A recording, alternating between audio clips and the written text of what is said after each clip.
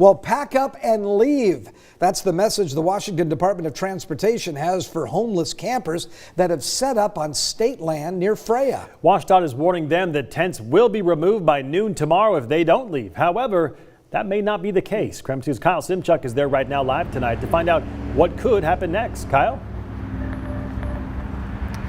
Well, Mark, WashDOT says these campers have been trespassing since mid-December. The campers argue they have nowhere else to go. Now, it'll be up to the City of Spokane code enforcement and police to physically remove some of these tents, but their hands are tied since there aren't enough shelter beds available.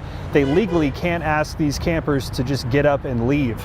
Now, Jules Helping Hands has been clear, saying these campers are not moving until a more permanent shelter is up and running. Founder Julie Garcia even said if people are arrested, the jail might not be such a bad option. It's warm and people are served food. City spokesperson Brian Coddington says WashDOT has asked for help cleaning the camp, but that won't happen tomorrow. At this point, because of the court decision related to shelter beds and availability, there's still much open discussion and debate about the number of beds that need to be available in the system to be able to enforce those. We have not been, as a city, enforcing those two ordinances, and that's going to be the continued practice for this at this point.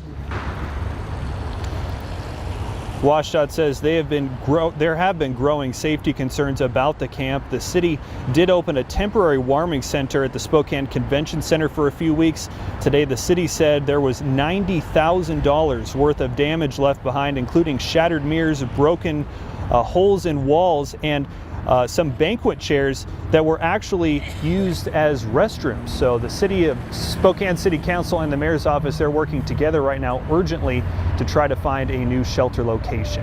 Reporting live in Spokane, Kyle Simchuk, KREM 2 News. Since this work is so challenging, I'm going to ask each one of you in your districts to provide me with a list of 3 locations in your district.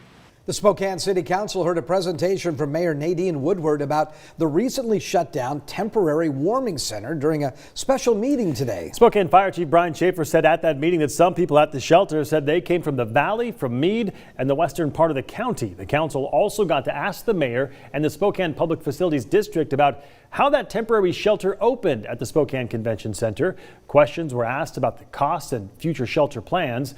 This came before the council voted on a letter written by council members Karen Stratton and Zach Sapone addressed to Woodward. It urged action on securing shelter space and claimed there have been times the administration did not follow ordinances regarding that space. It's not a blame and shame game here. To me, it just provides clarity of what has been done and responsibilities and roles. And truly, we are all in it together. The council voted 5-2 to send the letter, with members Michael Cathcart and Jonathan Bingle deciding not to sign that letter.